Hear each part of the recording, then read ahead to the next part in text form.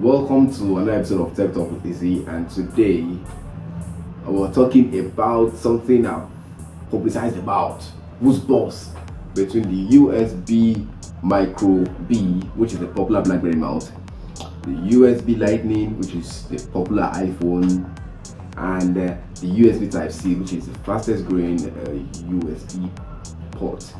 Now, to start off with, I want you to do something which I always want you to do. Like this video, subscribe, and also follow us on all social media handles. And you'll actually be seeing the links on your screen, and also it will be in the description box too. Well, I'll see you in jiffy. Right back.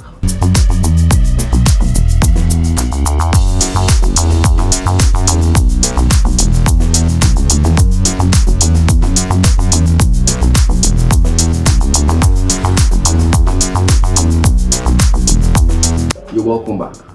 On today's episode, as I said, we are talking about who's boss between the three USB mounts I've actually just mentioned, and then I'll actually start off with the history of the USB.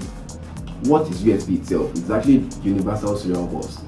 The plan was to have a port that is accessible to all devices. That means if I can plug an end to my system, I can also plug an end to my camera, or also an end to my phone, and they can transmit data easily. That is the essence of the USB, and why it is, because they said universal, so that means across all devices you must have something that will actually link to each other. So now, starting off with, when this idea came up, they started with the USB type A and B. The USB type A is actually the normal USB mount. I have the normal USB mount which you plug to your system, the popular USB mount you all know. And then you also have the USB type B. That's the printer mount we all know.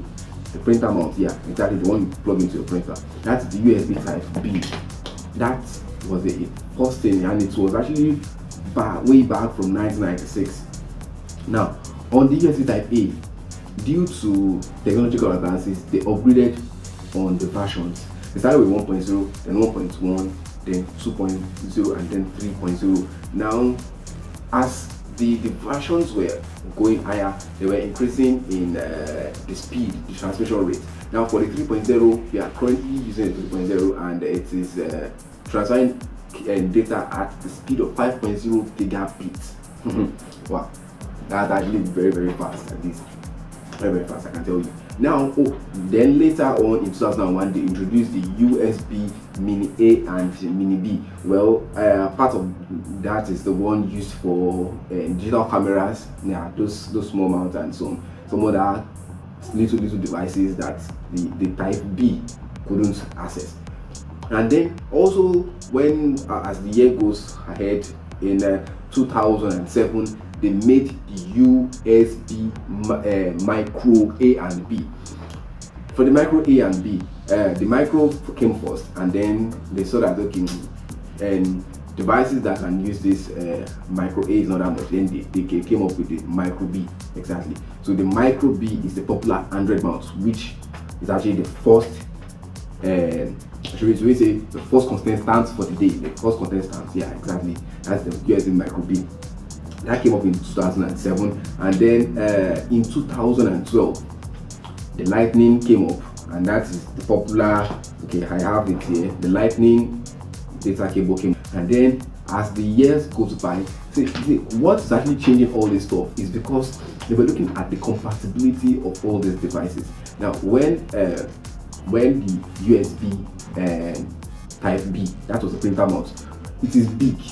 Now, the next one, which is the Mini A and B, those ones were quite smaller, but not all devices could access them. And then accessibility to it. And then when they came up with the USB Micro A and B, I mean, okay, now the B is the Android mount we all know, exactly. Now, that one was majorly accessible, but it's just one-sided. You can't actually twist it. Even previous versions, you can't twist it any other way around. Now, that is when they now settled down. Okay, now Lightning came up. Lightning is any way around. Plug it up or down, twist it up and up, and it is still, they say it is still charged. Now finally in 2014, they now came up with the USB Type-C. So So we've had USB type A and B. Others are just subset of, we have mini and mini A and B and micro A and B. Now we now have the USB type C. That is quite smaller. It has a curved edge, and it is any way around. It's either the upside or the any side you plug it in, it will definitely work. You actually be seeing them on the screen. I'm sure you've been seeing examples of it as I'm talking. Yeah. So now talking about their transfer rate. Well, I'll actually now come to talk about this. What some of us don't know is that we tend to forget that there are some cables that are not meant for data transfer. Some are meant for charging, but the USB type A end, which is on it, is actually probably version 2.0 or version 1.1. So we can't expect them to send output as USB 3.0. Now, this is a USB cable that has 3 mounts. Okay, forget about the 3 mounts. Imagine it only has a single mount. Well, this cable is actually just a charging cable, a travel charger. It is because once you plug it to your system and to your phone, it doesn't recognize it as a data transfer cable. So just for charging. So now the power output is actually reduced. You can't expect it to actually charge. We don't do that here. We don't do that here. So now that same also applies to all of the sessions. There's some cables that comes with your power bank. There's all these tiny mini cables. They can't do that work of fast charge. Now let's quickly run through the basis of what fast charge, because some of you don't know what that fast charge actually entails. Now let me quickly run through what that fast charge is. The basic and the most popular fast charge available that we all know is quick charge. Quick charge is actually made by Qualcomm battery charging. Well, Qualcomm is actually one of this, Qualcomm Snapdragon. That is an OS of Android phones. Well, this quick charge works on Qualcomm based phones, that is the phones that have a Qualcomm SoC system on chips. We've talked about that before. Exactly. So now they try to make up this kind of setup in their phones that are using Qualcomm Snapdragon precisely, that you can actually fast charge your phone and it will actually not let your phone be hot, or at least it will regulate your charging temperature and also keeps your battery in peace and not in pieces. Well, what they also do is this, that there's a big theory that when your phone fast charge, it decreases speedily, not in this type of quick charge, because they've actually built that you can actually charge your phone faster and then it still retains the same power capacity of your phone. Now let me just tell you, and now they upgraded from Quad Charger 1, then 2.0, then 3.0, then 4, then 4 plus, and then 5. They're currently on 5. They're using 5 now. I'll actually tell you the power capacity rate in which all this Quad Charge and all these quick charge versions runs on. But let me just tell you the other brands that work with all these Qualcomm quick charge protocols actually. Well, we have the Turbo Power. That is for Motorola phones. That is they actually work in hand with quick charge from Qualcomm. So if you're actually a Motorola phone, they call it as Turbo Power, but it's actually still based on the quick for Xiaomi phones, we have Mi Fast Charging. For we that are using Xiaomi, we know what that is. Well, we also have Adaptive Fast Charging for Samsung. For us that are using Samsung, we must have seen that often, and it's when we plug our phones with fast charge and charger aids. We have Boost Master by ASUS, and we also have Dual Engine Fast Charging by Vivo. Those ones are actually based, they sit down and rest on the Qualcomm base protocols for quick charge. Now there are also different other protocols that actually do fast charge, which are not really reliant on this Snapdragon, the Qualcomm quick charge. We have VOOC by Oppo. Well, they have they are on their own. We have Supercharge by Huawei. We have WAPS or Dash Charge by OnePlus. We have Pump Express by MediaTek. So some phones that are actually using MediaTek, they are mostly on the Pump Express. We have Super Flash Charge by Vivo also. We have that charge by Realme, and we also have the X charge by Infinix. I'm sure those that have been using Infinix quite time will have been seen on their packs. X charge, yes, exactly. I've also used it before, so we will also know about it and be exactly. So that is that on that precisely. So now let me tell you this. Now, for the quick charge one, the highest it can actually release. I mean, the highest power it can release is just 10 watts. Quick charge 1. Now, quick charge 2.0, the highest can release 18 watts. Good. Now, I am using a phone that the charger is just 11 watts. 11 watts. And there are other phones that actually above that actually. Now, quick charge 3, highest and biggest power it can supply is 36 watts. Now, coming to quick charge 4 can supply 100 watts.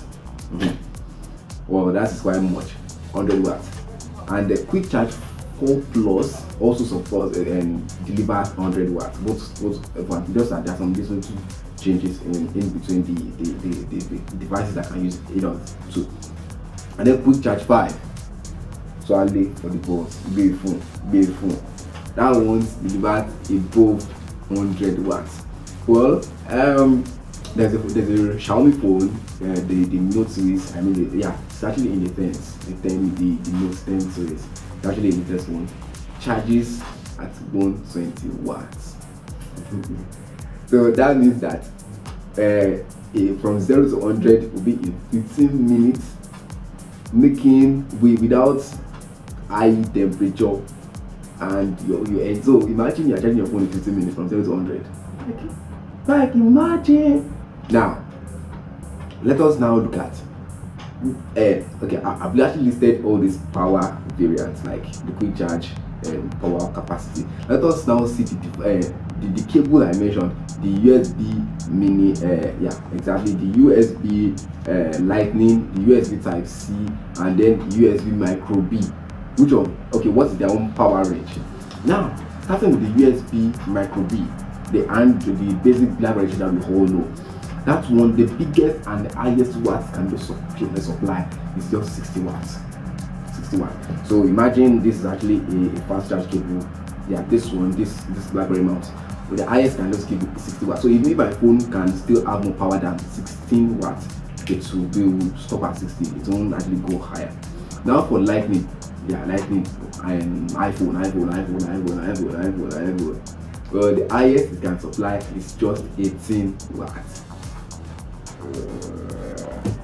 And for the USB Type-C, which is the latest and the fast growing anyway. Though I know it is the USB Micro B that is the most popular. Exactly, very popular and the most used due to phones. You know, there are some phones that really don't go to high like that with power, so they don't bother using Type-C for their phones. Nowadays, the phones in Nigeria that ranges from let's say 20 up to 60,000 naira. Most of them uses the USB Micro B charger. So the USB Micro B delivers 60 watts, Lightning delivers 18 watts, and the USB Type-C delivers above 100 watts. That's why the Xiaomi Note 10 series can actually charge up to 120 watts because it can deliver above 100. Now, even this USB Type-C is now being implemented in laptops. So some laptops uses USB Type-C port as their charging port. Even at some phones like Samsung and even iPhone too, the port that enters the charger end is a USB Type-C. So even for Samsung that uses, so Samsung have this USB Type-C to USB Type-C port and mount. So you have USB Type-C here, USB Type-C here. So anyone can do either of the two. And systems are implementing USB Type-C as the charging port and also as a USB port.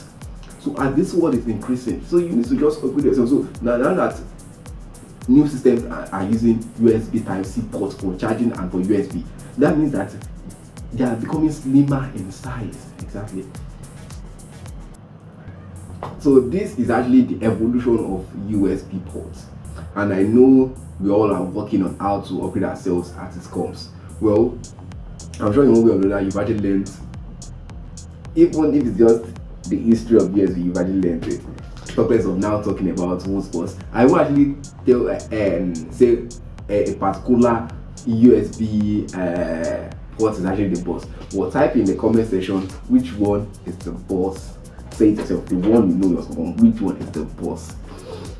Thank you for watching this video, and until another time I come your way, I remain Oludare Israel, the convener of Tech Talk, which is able to actually currently watching.